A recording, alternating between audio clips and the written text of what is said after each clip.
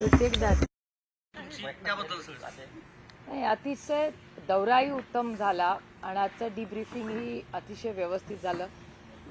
जयशंकरजींनी वेळही दिला, सगळ्या सूचना प्रत्येक मेंबरनी सूचना दिल्या. कारण का आम्ही परत ज्या शेवटच्या दिवशी दौऱ्याच्या आम्ही बसून कसं होतं, दौऱ्यामध्ये रोज सकाळी आम्ही चर्चेला बसायचो की काय दिवसभरात कोण काय बोलणार याचं नियोजन करायला. आणि जेव्हा ज्या दिवशी संपला दौरा, संपायच्या आधी 1 तास 1.5 तास आम्ही सगळ्यांनी आमचे अनुभव आठवत, कारण का सगळं फ्रेश असतं, त्याचे नोट्स करून काय आपल्याला परत जाऊन काय चांगल्या गोष्टी आहेत, काही गोष्टींवर आपल्याला काम करणं गरजेचं आहे, काही आपल्यासमोर आव्हानं आहेत देशासमोर, या सगळ्याची सविस्तर चर्चा आम्ही तिकडेच केली होती शेवटच्या दिवशी. आणि ते येऊन आता आम्ही आज सगळ्यांनी मिळून जयशंकरजींना सांगितलं.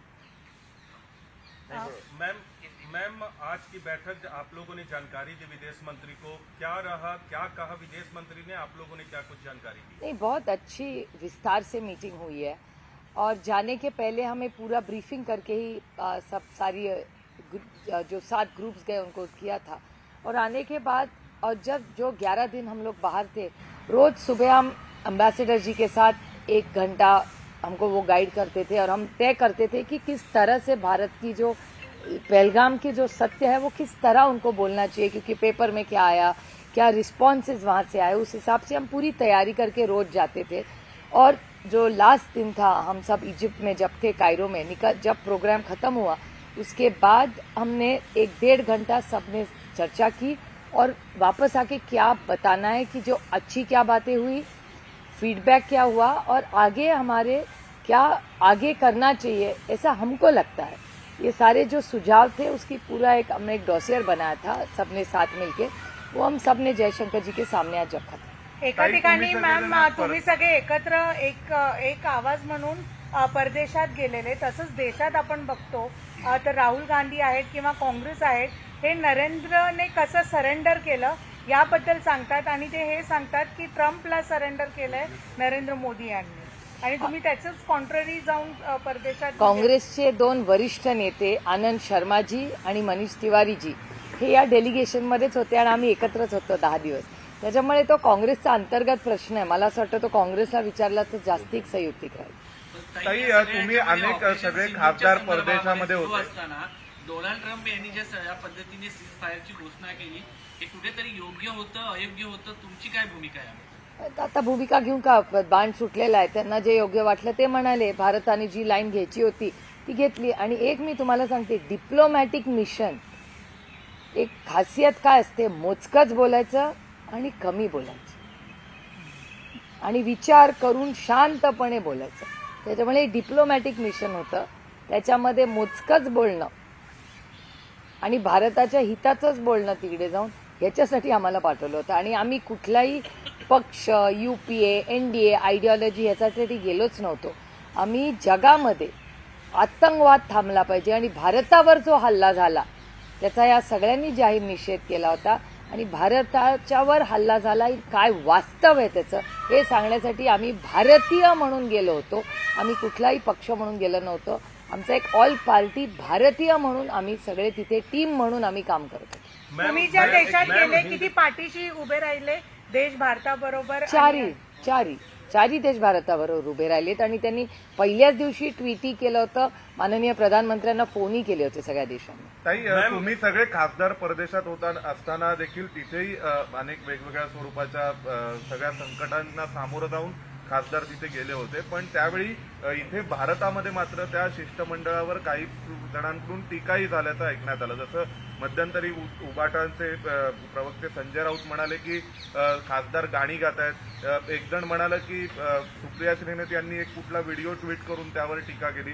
तर या सगळ्याबद्दल तुम्ही काय सांगाल की असं शिष्टमंडळाबद्दल बोलणं योग्य होतं? आणि तिकडच्या नागरिकांसमोर नाही तर भारतीयांसमोरच स्पीच दिली आहे असं त्यांचे इंडियन डायस्पोरासमोर स्पीच देत आहेत. मला असं वाटतं तुम्ही आमच्या 4ही ग्रुप्सचे जर फोटो पाहिले तर कोण कोणाशी बोललं, काय भेटलंय, सगळं वास्तव सगळ्यांच्या समोर आहे. शेवटी भारत एक सशक्त लोकशाही आहे, त्याच्यामुळे प्रत्येकाला बोलायचा अधिकार आहेच. आणि त्यांच्याही पक्षाचे लोक ह्या शिष्टमंडळातच होते. त्याच्यामुळे मला असं वाटतं मला विचारायच्या ऐवजी तुम्ही त्या पक्षाला विचारले तर जास्ती संयुक्त. मैम जब आप विदेश दौरे पे जाने से पहले यहाँ आपने कहा था कि आप भारत की आवाज को विदेशों में रखेंगे, लेकिन जब आप दौरे पे थी तो यहाँ विपक्ष के दल राहुल गांधी हो या कांग्रेस पार्टी की तरफ से डेलीगेशन पे सवाल उठाया गया. राहुल गांधी ने कहा कि पीएम मोदी ने सरेंडर कर दिया. कांग्रेस के जयराम रमेश ने कहा कि डेलीगेशन को वैसा रिस्पांस नहीं मिला जैसा मिलना चाहिए था, वैसे लोगों से मुलाकात नहीं की जिनका पॉलिटिकल वैल्यू हो. कैसे देखेंगे, अब आप दौरे करके आई हैं? एक सशक्त लोकतंत्र में हर एक को बोलने का अधिकार हमारे संविधान ने दिया है, एक. और दूसरा, यह कांग्रेस का अंतर्गत मामला है, क्योंकि कांग्रेस के दो वरिष्ठ नेता आनंद शर्मा जी और मनीष तिवारी जी, ये दोनों हम साथ में ही थे ये ग्रुप 7 में. तो मेरे ख्याल से ये सवाल अगर आप कांग्रेस को पूछे तो मुझे लगता है ज्यादा ठीक होगा. दोन्ही ठाकरे एकत्र येणार अशी चर्चा सुरू आहे. आज उद्धव ठाकरेंनी असं म्हटलंय, महाराष्ट्राच्या मनात जे आहे तेच होणार. मी त्याचं स्वागत करीन, ते माझ्याही मनात तेच आहे. दोन्ही ठाकरे एकत्र यावेत. आले तर आनंदच आहे ना. कुठल्याही दोन संघटना जर महाराष्ट्राच्या हितासाठी एकत्र येणार असतील, आणि तो त्यांचा विषय ना, शेवटी एका सशक्त लोकशाहीमध्ये कोणी कुणाबरोबर काम करायचं हा त्यांचा अंतर्गत विषय नाही, महाविकास आघाडीमध्ये ह्यामुळं शिवसेना लांब जाईल असं वाटत नाही मग तुम्हाला? कसं ना, राज ठाकरेंचा जर महाविकास आघाडी किंवा ठाकरेंबरोबर उद्धवजींबरोबर एकत्र येणार असेल तर का नाही आम्ही स्वागत करणार. एकत्र आले म्हणजे ते महाविकास आघाडीत येतील असं म्हणायचं किंवा त्याचा अर्थ तसा बघूया ना काय होतंय. जर ते आले तर तुम्ही स्वागत करा. अर्थातच महाराष्ट्राच्या हितासाठी ते येणार असतील तर मी अर्थातच त्याचं स्वागतच करेन. ताई, तुम्ही आता बोलताना असं म्हटलं की दोन्ही संघटना कोणत्याही एकत्र आल्याचा आनंदच आहे. एका सशक्त लोकशाहीमध्ये तो प्रत्येक संघटनेला अधिकार आहे असं मी म्हणत. हा, तर मग अजित पवार आणि तुमचा पक्ष पुन्हा एकदा एकत्र येण्याच्या संदर्भात चर्चा सुरू होत्या. तुम्ही तेव्हा बाहेर होता, त्यामुळे काही बैठका देखील पुढे गेल्या असं सांगितलं जातं. तुमचं याच्यावरती काय मत आहे? दोन्ही पक्ष जर एकत्र येत असतील. एकतर माझं काही मत नाही, कारण का मी एकटी ते निर्णय घेऊ शकत नाही कुठलाही. आमचा पक्ष तुम्हाला सगळ्यांनाच माहिती आहे, आदरणीय पवारसाहेब हे नेहमी लोकशाहीवर त्यांचा विश्वास राहिलेला आहे गेले 6 दशक. त्याच्यामुळे पक्षातला कुठलाही निर्णय जो घेतला जायचा, आजही घेतला जातो, तो सगळ्यांना विचारूनच घेतला जातो. त्याच्यामुळे राष्ट्रवादी काँग्रेस पक्ष हा आदरणीय पवारसाहेबांनी स्थापन केलेला पक्ष आहे. गेले 26 वर्ष या पक्षामध्ये अनेक लोकांचं खूप मोठं योगदान राहिलेलं आहे. आज जे वेगळे झाले त्यांचंही मोठं योगदान राहिलेलं आहे प्रत्येकाचं. तर त्याच्यामुळे मला असं वाटतं की जो काही निर्णय होईल, एक तर माझ्याकडे कुठलाही प्रस्ताव नाही, त्याच्यामुळे आणि मी 13 दिवसांनी परत आले आणि आता दिल्लीला डिब्रीफिंगला आले. त्याच्यामुळे माझी पवारसाहेबांची पण भेट नाही झालेली, कारण का मी काल मुंबईला लँड झाले आणि दिल्लीला आले. त्याच्यामुळे मी त्यांनाही भेटलेले नाही. मी कुठल्या नेत्यांना भेटायचा वेळच झालेला नाही आल्यापासून. तर आता आता मी चालले माझ्या मतदारसंघात, कारण का माझ्या मतदारसंघात गेल्या 15 दिवसात प्रचंड पाऊस झाला, पण मी ऑपरेशन सिंदूरमध्ये असल्यामुळे त्या भागात मला जाता आलं नाही. त्यामुळे आता 2-4 दिवस मी माझ्या मतदारसंघात तो संपूर्ण भाग फिरून मी रोज तिथून कलेक्टर साहेबांची रोज बोलायचे. सकाळी एक कॉल आणि संध्याकाळी एक कॉल, आढावा घेत होते. सगळे स्थानिक आमदार असतील, पदाधिकारी असतील, त्या सगळ्यांशी बोलणं व्हायचं माझं. पण मी स्वतः तिथे जाणं ही माझी नैतिक जबाबदारी आहे. म्हणून मी आज संध्याकाळी जाऊन पुढचे 2-4 दिवस माझ्या मतदारसंघात. शरद पवार म्हणतात जर दोघांना एकत्र यायचं असेल तर तुम्ही सुप्रियाजींना विचारा. हो, अर्थातच असं त्यांचं मी वाचलंय स्टेटमेंट इंडियन एक्सप्रेसमध्ये. त्याच्यामुळे जेव्हा ह्या सगळ्यातून आम्ही मोकळे होऊ तेव्हा बघूया. प्रस्ताव कुठे नाही, त्यामुळे चर्चेला विषयच येत नाही. प्रस्तावच नसेल तर चर्चा कशी करतात. कुटुंबाचा प्रश्न नाहीये, हा पक्षांचा प्रश्न आहे. कोणते कुटुंब या संदर्भात निर्णय घेऊ शकत नाही. स्वागत आहे, नाही लोकशाही आहे, प्रत्येकाला बोलायचा अधिकार आहे. मैम ऑपरेशन सिंदूर पे विपक्ष के दलों ने मांग की कि स्पेशल सत्र बुलाया जाए. एनसीपी एसपी उनके साथ नहीं थी, क्या मत है इस विषय पे? देखिए, मैं प्रदेश में थी जब ये खत आया. मैं बड़ी विनम्रता से कांग्रेस को मैं विनती कर रही थी कि हम अभी डेलीगेशन ऑल पार्टी चल रहा है, हम 2-3 दिन में वापस आएंगे. वापस आने के बाद हम लोग मिलके मांग करेंगे. एक तरफ हम ऑपरेशन सिंदूर में ऑल पार्टी डेलीगेशन में दुनिया में 7 ग्रुप्स घूम रहे हैं, और एक तरफ हम ये सेशन मांगेंगे. तो मुझे लग रहा था कि ये ठीक नहीं है, ये नेशनल सिक्योरिटी का इश्यू है. तो मैंने कांग्रेस से विनती भी की थी कि आप 2-4 दिन रुकिए मैं 2-3 दिन में ही वापस आ रही हूँ. सारे 7 डेलीगेशन वापस आने दीजिए उसके बाद हम मांगेंगे सब साथ मिलके, लेकिन उसके पहले ये मीटिंग हो गई इसलिए हमने साइन नहीं किया। जब राज ठाकरे और उद्धव ठाकरे साथ आ सकते हैं और नगर पालिका को चुनाव लड़ सकते हैं, किस तरीके से देखो, एक सशक्त लोकतंत्र में किसको किसके साथ जाना है इसका अधिकार तो उनको लोकतंत्र में है ही ना, संविधान ही देता है। और ये अच्छी बात है, दोनों आ रहे होंगे तो महाविकास अघाड़ी को कुछ फर्क पड़ेगा? उसका नहीं, जितने पार्टनर आएंगे वोट बढ़ेंगे, ताकत बढ़ेगी, महाराष्ट्र की सेवा करने के लिए हमें और ताकत मिलेगी। हमें राज ठाकरे को लेके साथ में एडजस्ट कर लेंगे। दिक्कत क्या है? मैम, सप्लीमेंट्री है पिछले सवाल के जवाब में। कांग्रेस को आपने विनती की लेकिन उन्होंने बैठक बुला थी, वो नहीं माने, लेकिन इस पे आपकी पार्टी का पक्ष क्या है?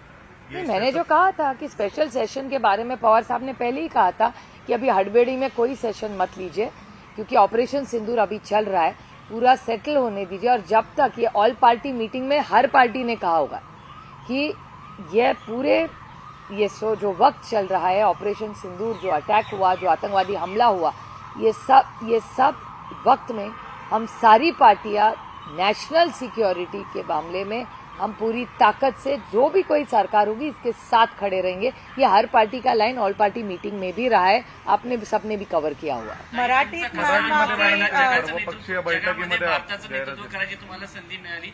या अगोदर देशामध्ये नेतृत्व होतं, मात्र जगाच्या पटलावरती तुम्ही अशा पद्धतीने एका शिष्टमंडळाचं नेतृत्व केलेलं आहे। कसा अनुभव होता तुमचा सगळा? खूप मोठी जबाबदारी होती। मी माननीय प्रधानमंत्रीजी, माननीय डॉक्टर जयशंकरजी आणि किरण रिजिजू यांचे मनपूर्वक आभार मानते की त्यांनी एवढा मोठा विश्वास माझ्यावर दाखवला। आणि हा राजकीय विषय नाहीये, हा एक खूप गंभीर विषय आहे, कारण का एवढ्या हेवी वेट डेलिगेशन, म्हणजे एवढे वरिष्ठ नेते, अनुभवी नेते त्या डेलिगेशनमध्ये होते आणि एक कुटुंब म्हणून, खरं तर आम्ही एक भारतीय कुटुंब म्हणून आम्ही सगळ्यांनी 11 दिवस एकत्र प्रवास केला आणि त्या सगळ्या काळामध्ये आम्ही अनेक अनुभव आम्हाला आले, अनेक फीडबॅक आम्हाला देण्यात आले आणि कुटुंब म्हणून, एक भारतीय कुटुंब म्हणून आपल्यावर झालेला जो घात आहे, आपली माणसं तिथे गेली आहेत, या सगळ्याची स्पष्ट माहिती ही जगासमोर ठेवण्यासाठी आम्ही गेलो होतो। सर्वपक्षीय बैठक दरम्यानच्या काळात झाली, त्याच्यावर माझी पवार साहेबांची भेटच नाही झाली। एक तर 13 ब्रीफिंग, त्याच्यानंतर परदेशीचा दौरा, नंतर आज मी दिल्लीला आले, म्हणजे माझी 15 दिवसात पवार साहेबांची भेटच नाही। पवार साहेब फार सल्ला देतच नाही, ते मी तुम्हाला सगळ्यांना एक तर ते कमी बोलतात आणि ते सल्ला देतच नाहीत। काही सर्वपक्षीय खासदारांची एक बैठक झाली, तुम्ही विदेश दौऱ्यावर असताना राष्ट्रवादी काँग्रेस, शरदचंद्र पवार पक्षाचं कोणी उपस्थित नव्हतं, त्या सगळ्या बैठकीच्या बाबतीत नेमकं काय घडलं होतं, काय सांगा? नाही, काँग्रेस पक्षाने मला फोन केला होता की अशी सही करा। आदरणीय पवार साहेबांनी पहिल्यांदाच लाईन घेतली होती की ऑपरेशन सिंदूर पूर्ण होईस्तोवर आम्ही सरकारच्या विरोधात काही बोलणार नाही, ही ती वेळ नाही, कारण का नॅशनल सिक्युरिटीचा इश्यू आहे, ह्याच्यामध्ये राजकारण आणायचं नाही। मी काँग्रेसला विनम्रपणे विनंती करत होते, त्यांचा मला जेव्हा फोन आला तेव्हा मी परदेशातच होते तेव्हा, आणि 3च दिवसांनी मी परत येणार होते। मी काँग्रेसला खूप विनम्रपणे विनंती केली की एकीकडे आम्ही ह्या डेलिगेशनमध्ये जातोय, दुसरीकडे आपण स्पेशल सेशन मागतोय, तुम्ही मला 3 दिवस द्या, मी सगळी 7 डेलिगेशन्स परत येऊ द्या, कारण का सगळ्या डेलिगेशन्समध्ये सगळ्याच पक्षाची लोक होती, तर 3 दिवसात सगळेच डेलिगेशन्स परत येत आहेत। परत आल्यानंतर आपण इंडियाची मीटिंग घेऊया आणि त्याच्यात आपण जी काही चर्चा करायची ती करूया, पण त्याच्या आधीच पत्र निघालं, त्याच्यामुळे राष्ट्रवादी काँग्रेस पक्षाचं आदरणीय पवार साहेबांची लाईन क्लिअर होती की जोपर्यंत हे ऑपरेशन पूर्ण होत नाही, ही सरकारवर कुठलंही, म्हणजे आमचं असू दे, त्यांचं असू दे, तिसऱ्या कोणाचं असू दे, ही ह्याच्या वेळीच भारताचं ऐक्य हे जगासमोर दाखवणं की भारत एक आहे, हे जास्त महत्वाचं आहे, राजकारण तो होत राहील। मैम, अभी पृथ्वीराज चौहान ने बयान दिया है कि जो डेलीगेशन गया हुआ था बाहर, वो सिर्फ एमपीज से मिला है, किसी डिसीजन मेकर से नहीं मिला है। पाकिस्तान के पीएम और फॉरेन मिनिस्टर्स बाहर जा रहे हैं, अपनी बात रख रहे हैं, हमारे देश के पीएम नहीं जा रहे हैं। लोग जा रहे, बहुत सारे लोग हो रहे, और एक सशक्त लोकतंत्र में हर एक को, पृथ्वीराज जी बहुत अनुभवी नेता है और सांसद का जो, वो भी खुद सांसद रहे, और मेरा विश्वास है उनको भी ये बहुत सारा अनुभव है कि सांसद भी इन्फ्लुएंसर्स होते हैं। ठीक है, चला, थैंक यू वेरी मच। सिर्फ ओनली वन सवाल मैम, हिंदी वाला। दादा इधर से 1 मिनट कर लीजिए, बस ओनली हिंदी, सिर्फ आपकी मुलाकात थी। Take that.